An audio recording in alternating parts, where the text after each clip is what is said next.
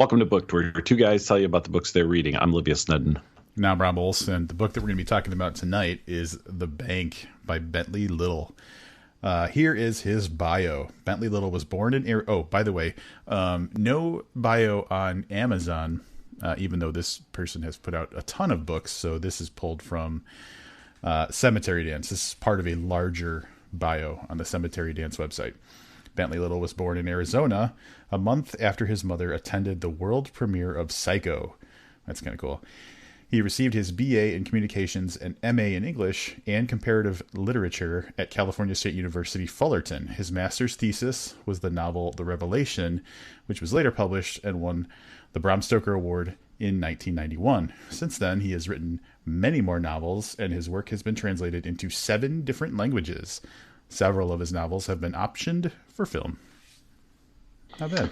I have a couple of things to say. But first of all, mom's pretty fucking hardcore if she's 8 months pregnant and going to see Psycho, right? Yeah, that's pretty baller. Yeah. Also, it fails to say it in at least the part of the bio that you took, but goddamn horror legend, and I'm embarrassed to say this is my first outing with a Bentley Little book. Yeah, this is one of those where it's like, we have to admit, I personally, for the podcast or outside, never read anything by Bentley Little before, but yeah, big name in the scene. Yeah. Here is the synopsis for The Bank. We know who you are. Can your current bank say that? We pride ourselves on providing unparalleled service to all of our customers. We're looking forward to banking with you. In the small town of Montgomery, Arizona, Kyle Decker's bookshop is barely breaking even. When a bank opens in the empty storefront next door, he hopes the new establishment will bring in more foot traffic. Trouble is, nobody has ever heard of the First People's Bank, and the local branch has appeared mysteriously overnight. Their incentives for new customers seem reasonable at first, but is it a coincidence when Kyle's wife has her identity stolen and his son receives emails that seem to know his private thoughts? Or when the manager of a competing financial institution dies a gruesome death? Soon, if people in Montgomery, Arizona want to buy a new car or home, or if they need a small business loan, they have no choice but to work with the First People's Bank. As the bank makes increasingly bizarre demands on its customers, it becomes clear the town may be in too deep, and the penalty for an early withdrawal is too terrifying to imagine. I just want to say that's great shit at the end there, at the penalty for withdrawal. I love that. That's good stuff. Yeah. With his latest original novel, Bentley Little's dark, razor-sharp satire takes on the worst practices of our banking industry, and you'll never look at your loan officer the same way again. That'll do it. That'll get you to want to read this book. See, I'm going to disagree. So, a horror story about a bank does not on its face seem like the best idea for a horror story. Yeah, I hear what you're saying. I've read the book. I'm still saying and obviously I have a lot of thoughts. So we're going to talk about it. But that's an interesting point too. Yeah. Because I hadn't really thought about it in specifically horror terms, just in is this something that would compel me to want to at least learn more about a story? And I think so. But yeah, when you add the horror specific element to it, this wouldn't make me think, oh yeah, there's going to be lots of blood and gore in this.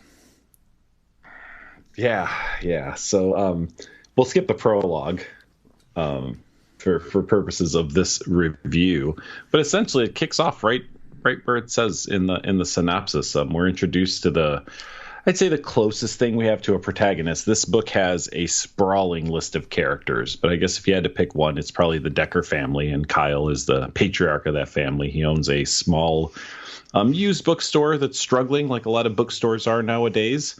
And he, keeps hoping for something to break for him to be able to, make it a more profitable venture. And lo and behold, right next door to him, essentially overnight, a bank pops up. Yeah, it's a little bit mysterious because no one knew about it ahead of time. None of the I guess other business owners in the area. And as we will discover in this book, there's lots of town meetings, and it didn't seem to ever nobody knew about it, despite the fact that there's a very active local government. So just kind of it shows up one night, and the initial reaction is, oh, maybe this will draw more traffic to the downtown area, and I will get, a little bit more foot traffic from people coming from or going to the bank. If people are taking money out from their, whatever from their bank, maybe they'll spend it with me, that kind of thing. So it's an exciting idea at first, but things are a little bit, even in the very beginning, a little bit weird. For example, one of the things that's noticed early on is the fact that, like, when you look into the bank, it seems to be like your classic "it's bigger on the inside" type situation. Yes, for sure. There are some other weird things that are happening. So we'll kind of, I don't know how in order we'll take it or how far we'll go, but to give you kind of the setup for this book, one of the other key characters in the book is Brad Neth, N-E-T-H. He is the sheriff of town. And pretty early on, our other introduction to the other bank in town, Montgomery Community Bank, is it's time for them to foreclose on a home due to lack of payment. So the sheriff has to go serve the papers. And that goes pretty south pretty quick, as the person who gets the paper served immediately pulls out a gun and kills themselves. So already we start off in what's a really quiet, sleepy town that doesn't have a lot of crime. I think the previous 2 years before this book or something along the lines, there was a domestic murder. But really, it's not something they have to contend with very often. So we have that. And then simultaneously, the third bank in town, Bank of America. And if I had any bets, because I know we're going to talk about how Bentley Little must feel about banks, I have to imagine he ran into some troubles with the Bank of America at some point. And here's why. The Bank of America closes its doors, right? People show up there. There's no one there. So everyone in town kind of assumes they went out of business and decided to fuck off out of their town. But shortly thereafter, the entire staff is discovered dead of unknown causes. So some pretty weird shit going on in this town. Yeah, and one observation I made. So I did my little dip in the toe reading one night, just to kind of get the book started, and I read the first 60 or so pages, and even that early into the book, I think the book's maybe 380, 370, 380, something like that. Even that early in the book, I was like, man, everybody's life has some sort of bank situation going on. So the title, The Bank, if you think, oh, a bank is a part of the book, yeah, but it's every part of the book. Everybody has some sort of interaction with a bank at some point, including school children and stuff. Obviously because things become more absurd and crazy as things go on. But everybody, there's a ton of characters, and we're not going to talk about all of them. But for example, Anita Decker is Kyle's, the bookstore owner's wife, and she works with this girl Jen, and Jen and her fiance, boyfriend, whatever, want to get a house, but they can't get approved for a loan. So everybody's got some sort of bank aspect to their story in this book. Literally every character does. It's interesting. So this book reminded me a lot of my youth. I have a bank account now, but I couldn't tell you the last time I had to go into the bank for something, right? Everything's done via credit card, direct deposit, ATMs, whatever, bill pay, that kind of stuff. But I grew up in a family where there was at least once a week a trip to the bank, which involved depositing checks and withdrawing money and getting money orders to pay bills and stuff. So in some little way, it felt like the town, this story took place earlier than today. Makes sense? Because I think 30 years ago, 35 years ago, I feel like there was a lot more. Everybody had something going on with the bank. You have a car loan, right? I do. Right. Did you get your car loan online, or did you go into a bank and talk to a loan agent? No, I went to I got it at the place that I bought the car. Oh, okay. Or that. But do you see what I'm saying? Yeah, once upon a time, what you did was you went to the bank to work that out, and it's a little bit less of that today right. than is indicated in the book, I guess is what I was trying to say. Yeah. And so obviously one of the things early on is people trying to get a feel for this bank, and curious people are going inside to check it out. And the new bank, First People's Bank, is doing everything it can to entice people to either open up accounts or transfer their stuff or their so there's all these types of incentives, and all of them like seem like too good to like not too good to be true, but like it would be foolish to not change banks, like no fees for anything ever. And that's the pitch to how it starts. But as the book moves on, requirements start to become a little bit more weird and a little bit more personal and a little bit more sinister. And the one that I can say that reveals the least about any particular part of the plot would be at one point, a couple people who don't feel like they would qualify to get a loan for a house, a mortgage, are offered a crazy great deal from the First People's Bank, with one really interesting caveat is they have to agree on paper that one of the rooms in the house is reserved for the use of the bank for a reason to be named later. And obviously the couple's like, oh, whatever, like they didn't think anything of it, so they they signed the paperwork. But like that's really, if you think about it, obviously like I don't think that would ever happen in real life, but like that opens up the door for some really weird stuff to happen. I mentioned that there is a great cast of characters. There's a lot, and everybody in some way, shape, or form either winds up having some type of odd dealing with the bank, kind of like what Rob had just described, or there's somebody who's really has a bad sense about the bank and really avoids it and avoids business interactions with it, like at all costs. So there is really kind of like two camps of characters. By and large, the majority of people are taking the good deal. But there are some people who are really concerned about it, and one of the reasons it's mentioned right in the synopsis. But it does seem like the bank knows an alarming amount of things about its prospective customers. So without giving anything away from the book, it would be something like Rob would get an email from the First People's Bank that'll say, "Hey, buddy, nice job on your podcast. Listen, I hear that you're looking to buy some new hats, and we have a great hat loan program available just for you."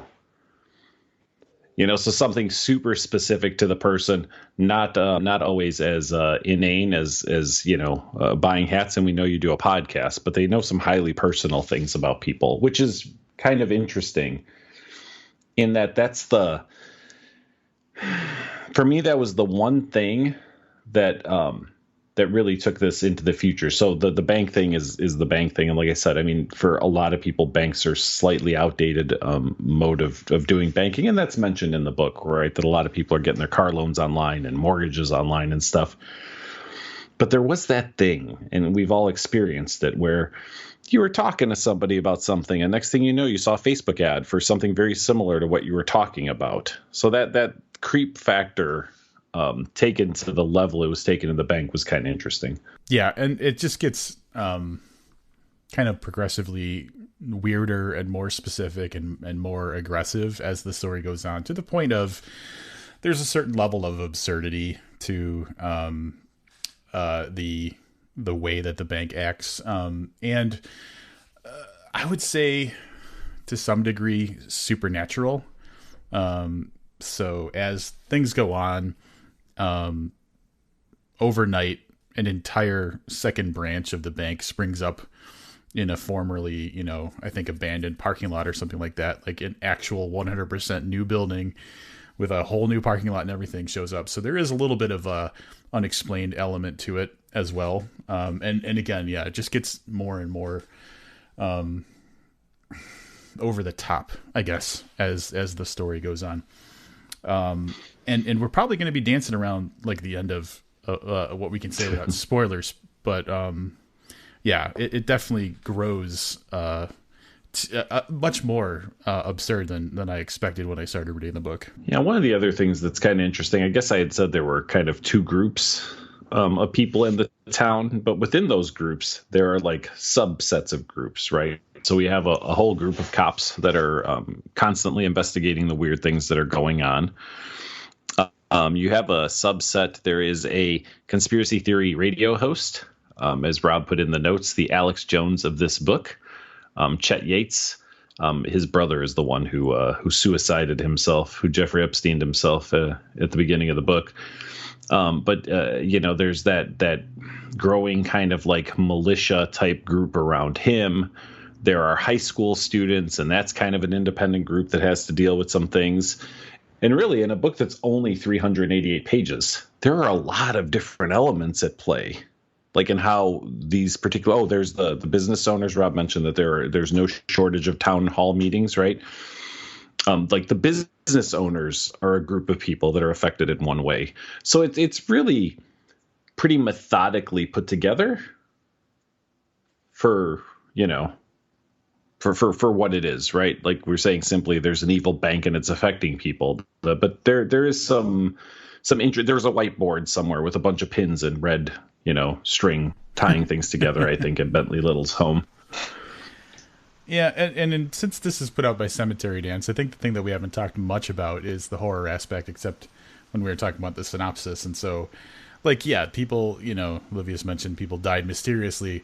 There's some gruesome stuff that happens in this book, and described in pretty heavy detail, too. So one of the deaths that happens earlier on in the book, a person is just, almost unrecognizable. Like their face is caved in and stuff like that. So when there are murders, there's a kid who's killing animals in kind of a ritualistic way. So there is that horror aspect to it. And when it goes, it really kind of puts the pedal to the metal, because there's some really gross and gruesome stuff that happens throughout the book. It's not, I don't want to say it happens consistently. It's more rare than I expected it to be, but when it happens, I feel like it happens pretty heavy. Yeah, there's no doubt that Bentley Little is brutal. No doubt at all. And not just brutal, and we'll talk about this in spoiler talk, but there were two distinct moments in this book that brought the creep factor for me to just another level. And I don't want to spoil anything in the book. One was a very realistic thing. And the other one, I mean, Rob and I probably tried to hash this out on how realistic it was, but I got to tell you, I actually got chills, which is saying a lot for somebody who, reads this kind of shit on lunch, right? So, it definitely, there's a reason that he's a horror legend for sure. I don't know. I think we might have to go over into spoilers to continue this. What do you think? Now is as good a time as any. We're going to head over to patreon.com/book to talk about some of the unspeakable things and things we can't talk about too that happen in this book over there. All patrons at any level of pledge, which starts at $1 a month, get access to that. So if you're not doing so already, please consider donating $1 a month. That's carry the one, $12 a year, $12 a year. And you'd be doing a great favor to this podcast and to these two hosts. All right. We are back from a short but sweet spoiler talk where we got to talk about some of the gory stuff and solidify our opinions on a thing or two. Well, we also talked about Glimpse by Jonathan Mayberry. Just in case you listen and you're like, what the fuck were they talking about? We have come to a conclusion on what book we were talking about. It was Glimpse. So if you are not a current patron, even at $1 a month, you're going to get our spoiler talk and early access to episodes. So definitely check it out. And we're probably going to be revamping some stuff over on Patreon pretty soon. So it might be a good time to jump in. For sure. Is there anything else you want to talk about before we wrap this up? I'm ready for wrap-ups.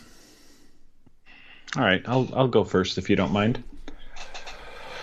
I talked about this a little more extensively in spoiler talk, but this book was a great reminder of the type of horror that I used to read when I was a lot younger. So big cast of characters kind of all coming together around one particular instance.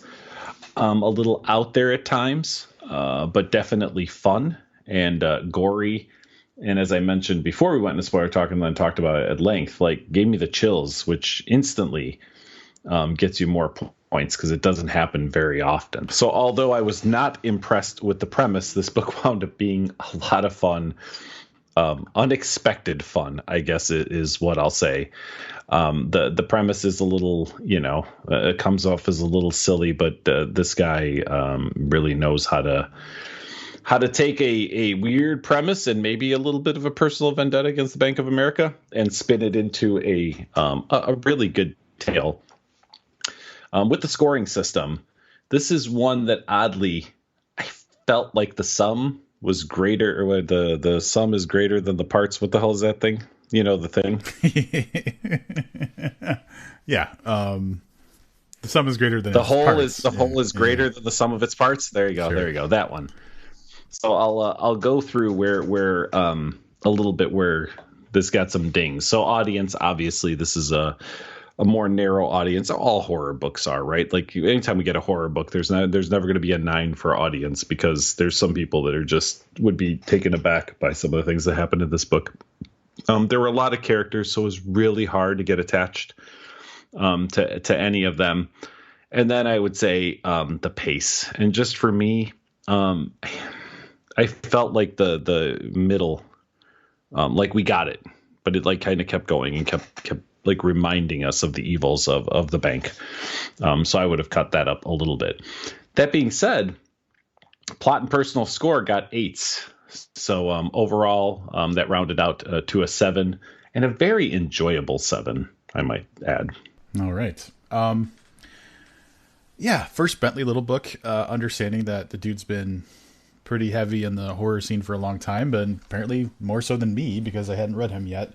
So didn't know what to expect. The premise sounded kind of and feel, this is me not being an expert of this subject, but it felt a little like Needful Things to me from like the Stephen King book, just from reading the synopsis. Like, here's a bank that promises everything, but it's a horror book, so like, things could go wrong, that kind of thing. So it's interesting.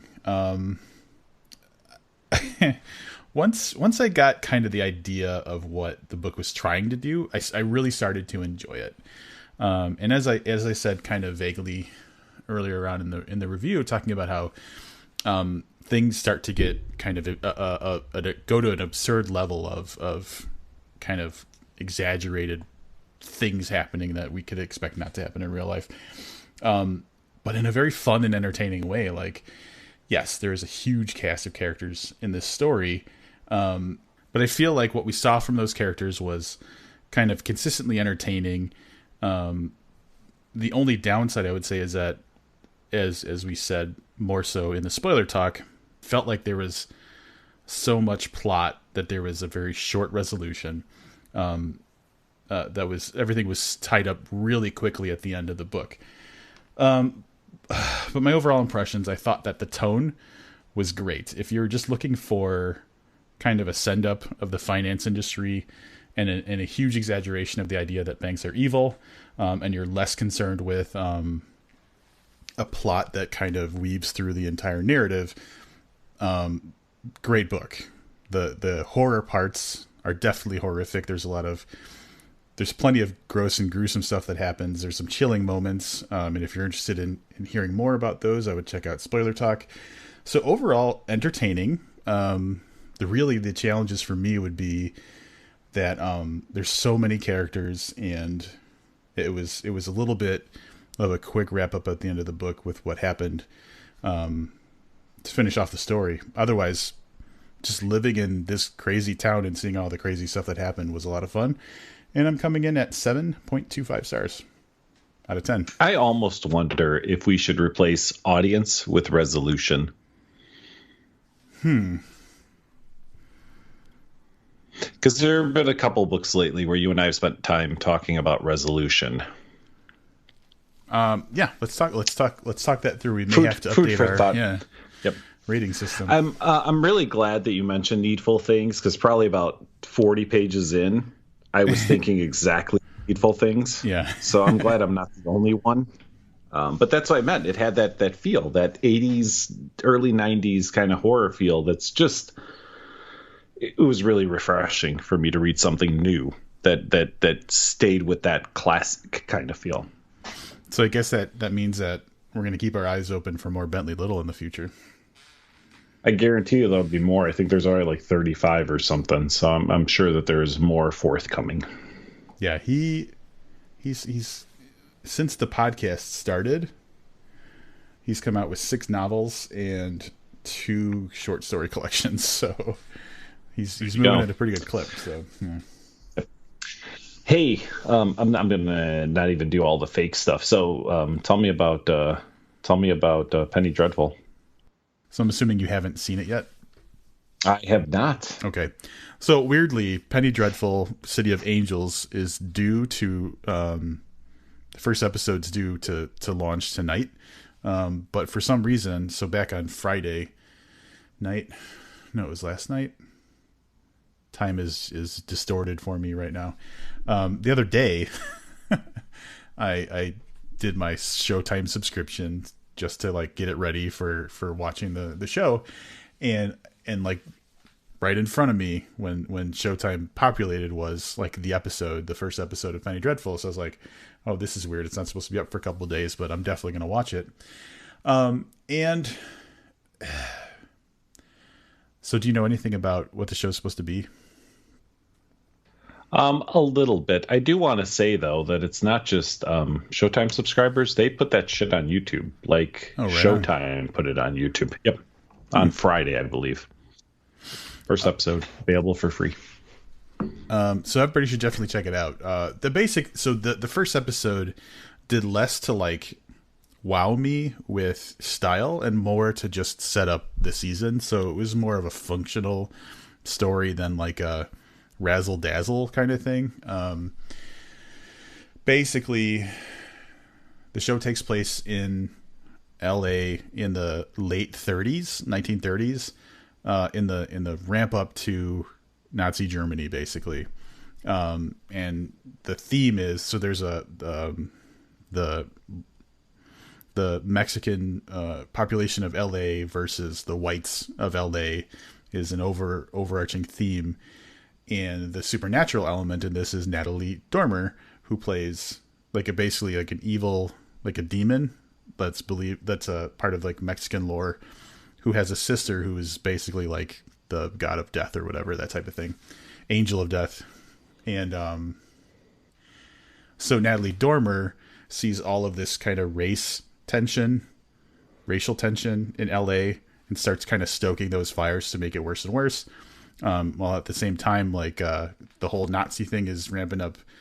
Obviously, World War II kind of about to roll out. I don't remember the dates of that, so I might be sounding like an idiot right now. But anyway, so there's a little bit of that, like there's like a Nazi element to it too. So the first episode really just sets the stage pretty heavily for there's all of this like racial tension going on in LA, and Natalie Dormer's character is basically manipulating things to go in like the worst possible direction. It's kind of interesting. I'm glad you said that. For some reason, I thought it was going to be about brujas, like Mexican witches.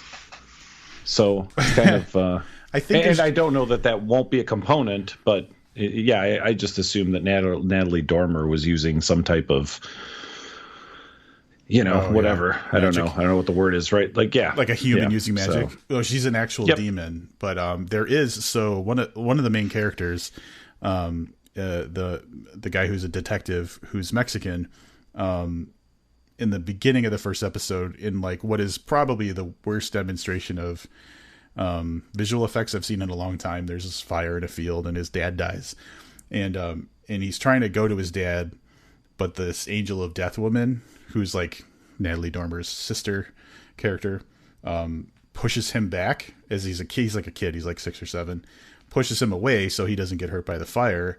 And so it leaves a handprint on him. So I'm assuming that this character, who's like one of the main characters, some magical thing is going to come up eventually with him. Like he was touched by the angel of death. So that's probably going to give him some sort of weird powers or something.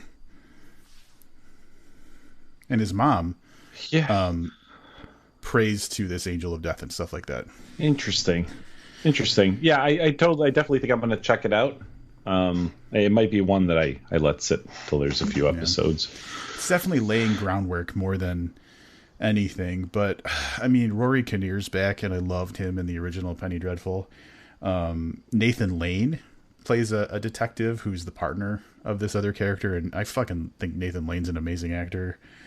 Even Brent Spiner's in it. Do you know who that is? I don't know who any of these people are. I'm sorry. So, no. Brent Spiner was in the Star Trek: The Next Generation. He played the android guy, Data. He's in this. I've never seen it, but I know who you're talking about. Like he's a meme. He's a meme, basically, right? A lot of memes with that dude in it. Of course. Okay, so you don't know who Nathan Lane is? Yeah.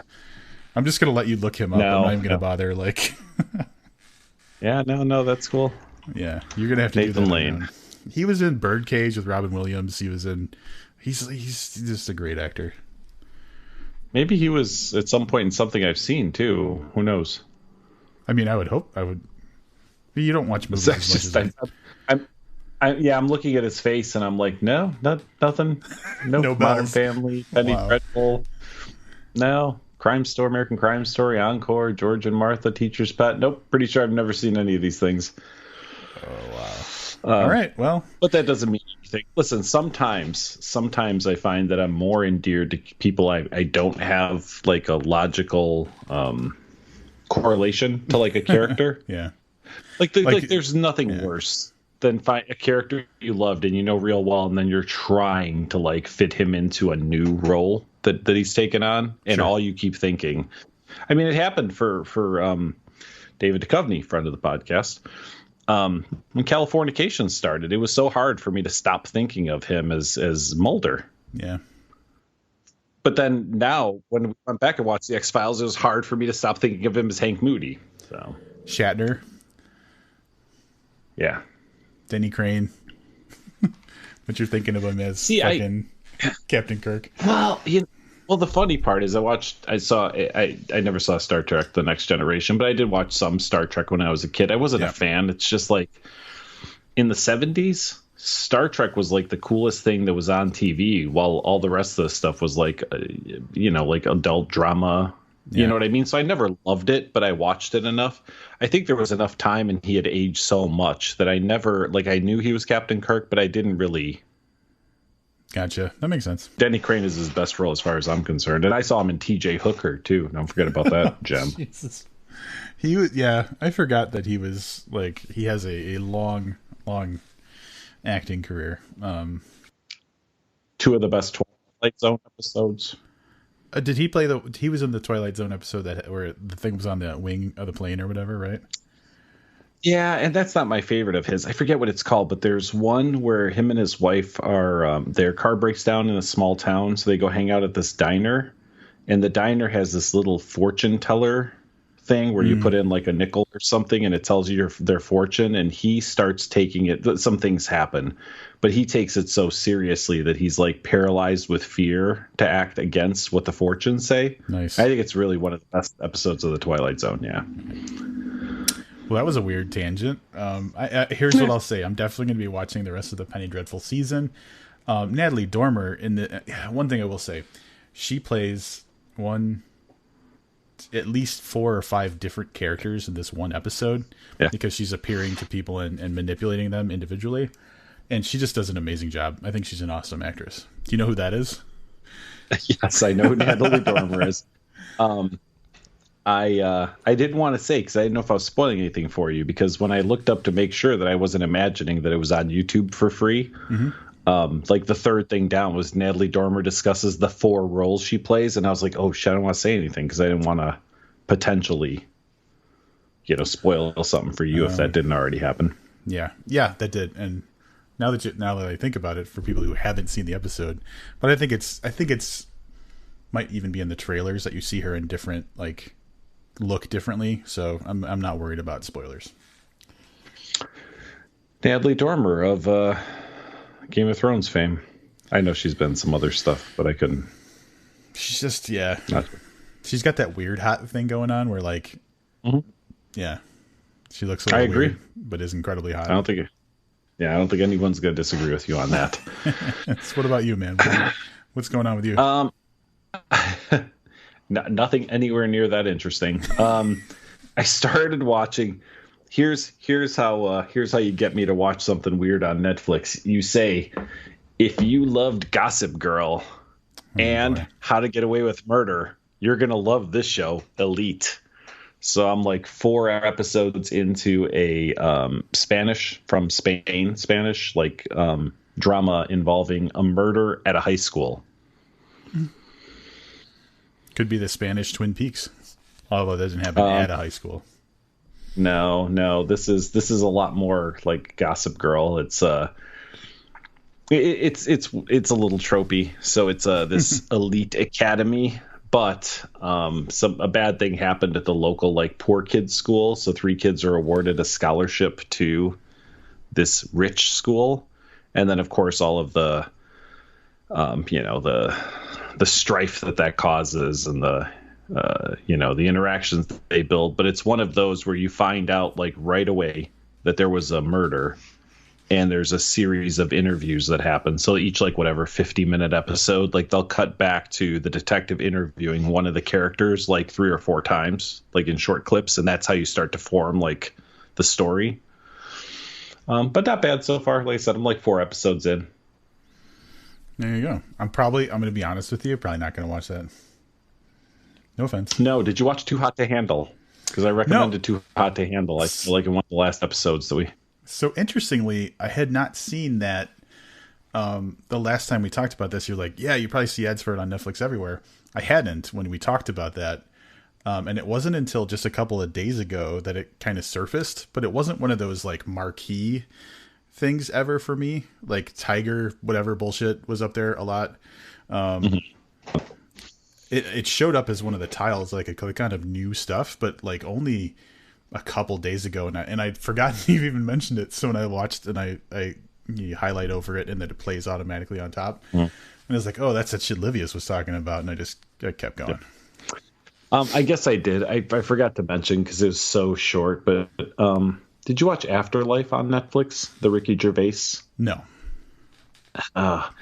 Dude, it's really worth watching. So I think season 1 is 6 or 8 episodes, and they're like 20 minutes each, and then season 2 is 6 episodes, and they're like 23 minutes each. It's weird because it's one of the saddest, funny shows. Like it's depressing. So it's essentially Ricky Gervais's wife has died of the character he plays. His wife has died of cancer, and he just wants to kill himself. Like he just can't find anything good in the world, and it's his interaction with the people around him and stuff. So it's funny, but then really, really depressing too. Like sometimes at the same time, oddly enough, like you're really depressed and it's kind of funny. But the season 2 dropped on Friday, and again, it was 6 episodes of 20 minutes. So it's like watching like 2 movies to catch the whole thing. But it's definitely worth watching. All right, I'll put that on my list. We got anything else? I want to talk about the next 2 episodes because years and years in the making. These next couple episodes. Absolutely, yeah, for sure. Right? Like a highlight. I'm going to let you break it to people. You talk about it. So first of all, I want to acknowledge that this is going to be, the next episode is going to be probably like our 7th book in a row. And it's weird to say because we've had interviews and stuff, but if you just go week by week, like we haven't had an interlude, I think, since the beginning of March or something like that. So we had like 12 episodes of book interview, and we're going to continue that. The next episode you're going to get is our review of Shakespeare for Squirrels by Christopher Moore, and then promptly following that later in the week is going to be what we've been waiting for since I think 2012 when we met him up at that bookstore in Milwaukee, and we like jokingly said, hey, you should come on our podcast. And he's like, okay, but we didn't actually do any communication about it. He's coming on our podcast and we're going to interview him, which is pretty great. I'm very excited about this. Yeah, it's weird. So like collectively, I think you and I can agree on a favorite book. Like if we really had to sit down, we could talk about what our favorite book is and come to an agreement, like we do in like the year-end episodes, right? But I think if we share one author that we are most excited to have on this podcast, this is it, right? Christopher Moore. Yeah, it's been so like doing this podcast has always been great because I discovered that talking about books is even better than just reading them. So this podcast is like massively enhanced my life and one of my favorite hobbies.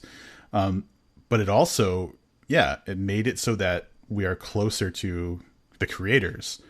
And it's definitely one of those things where if you talk to us year one of the podcast and they said, what's your wish list of authors, he would definitely be high on the list. For sure. So your next 2 episodes will be Christopher Moore Palooza, 1 book review, 1 interview. And then after that, it's going to get a little funky for a little bit. You'll see some weird things coming up on the podcast, I think, as I had a trip that was canceled, which gives us essentially like 2 weeks of stuff we had to create on the fly. So I'm really looking forward to at least one of those, if it comes off the way I'm hoping. And so I don't want to say too much. Rob knows what I'm talking about, but I am very much looking forward to it. It's been a great year so far, Rob, and I foresee the rest of the year being equally as great. Yeah, there's just stuff coming up, man. Like I'm 500 episodes is around the corner. And like, to me, that's one of those things where it's like, holy shit, I can't say I've done 500 of anything like really ever in my life. So that's a big deal. And there's just more awesome stuff coming up as far as like the books we're reading, the people that we're going to have an opportunity to talk to. So in all of the uncertainty, and like Livius's trip got canceled, my book expo got canceled. Bummers, but I feel like at least we're making up for it with the cool stuff we get to do on the podcast. For sure. And 500 is creeping up much faster than we expected, because we didn't expect to have a bunch of bonus interview episodes either, right? Like when we were talking about this a couple of months ago, we didn't think we'd drop like 5-6 extra episodes. So it'll be fun. So stick around. Who knows what kind of crazy shit we're going to announce on our 500th episode? I have an idea of what might be, but I'm nervous. We'll see. We'll see. So lots of good stuff heading your way. If you're not already, please consider subscribing to our Patreon. $1 a month is all we're asking for, although we'll take whatever you're willing to give. That's it for this week. Until next time, I'm Livius Nedden. And I'm Rob Olson. Keep reading.